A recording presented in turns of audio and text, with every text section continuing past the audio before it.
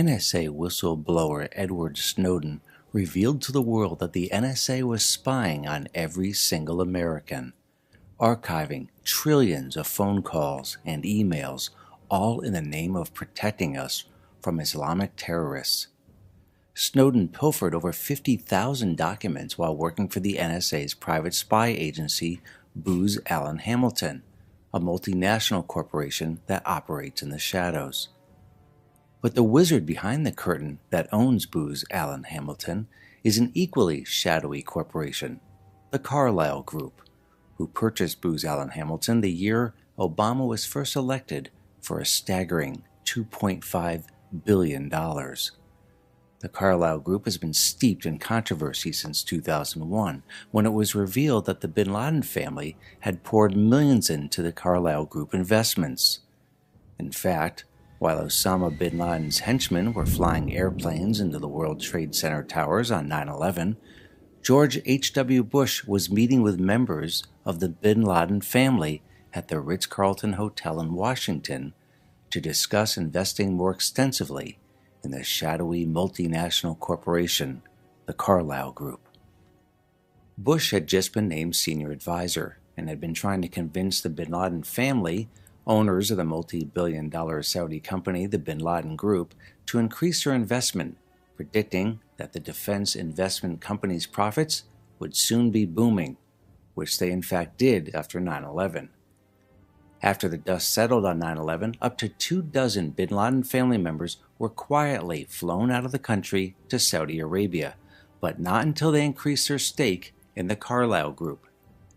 Despite this controversy and an endless amount of other controversies over the years, the Carlyle Group has remained unscathed due to having a who's who of men in high places on their payroll. This doesn't include the fact that the Carlyle Group's Booz Allen Hamilton is gorged with thousands of former NSA agents.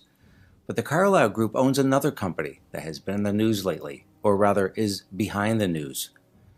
One of the oddities of the missing Malaysian Airlines Flight 370 is that of the 239 passengers aboard, a staggering 20 passengers worked for Freescale Semiconductor, which, you guessed it, is owned in large part by the Carlyle Group. It has been reported that the Freescale Semiconductor employees were on their way to a conference in China, with the company portrayed as a medium-sized Austin, Texas-based company with a small footprint in the semiconductor industry. In fact, the Carlyle Group and a handful of other mega investors purchased Freescale Semiconductor in 2006 for a staggering $17.6 billion. The media has not only portrayed Freescale Semiconductor as a non-entity, but the Freescale employees on board Flight 370 as low-level workers on their way to a routine conference in China.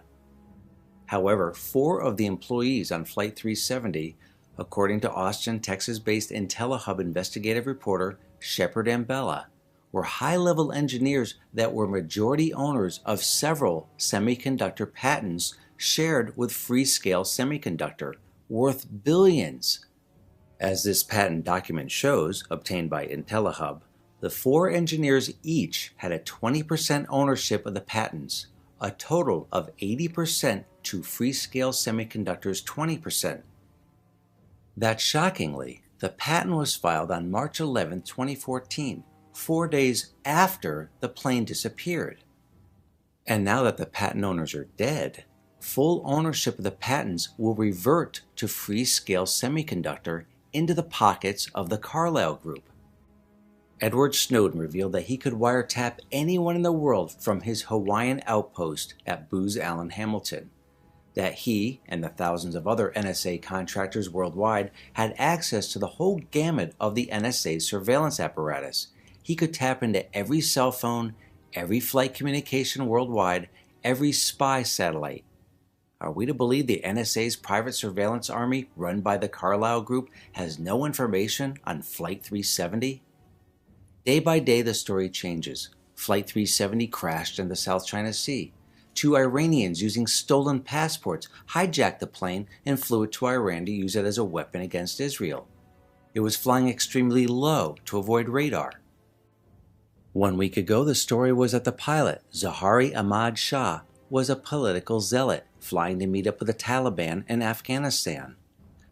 Now the story is that the plane is at the bottom of the Indian Ocean off the coast of Australia, in which the crazed pilot was out of his mind because of a torrid love affair, that he flew the plane for 7 hours in the opposite direction of the intended route, detected by no one, including the nearby U.S. naval base on Diego Garcia, in order to kill himself and the 239 passengers on board. It's like Lee Harvey Oswald all over again. Instead, this time, it isn't a crazed gunman acting alone, but a crazed pilot. Is this all a conspiracy theory?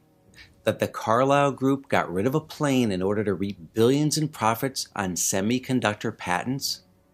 That their tentacles that reach into every aspect of the military-industrial complex, and the media created a fantasy of a crazed pilot dumping his plane into the Indian Ocean? Perhaps. Perhaps not. But we must remember, a few years ago, conspiracy theorist extraordinaire Alex Jones made the wild claim, citing an AT&T engineer and top-secret AT&T documents, that the NSA was archiving every single phone call of every single American. Who's the conspiracy theorist now?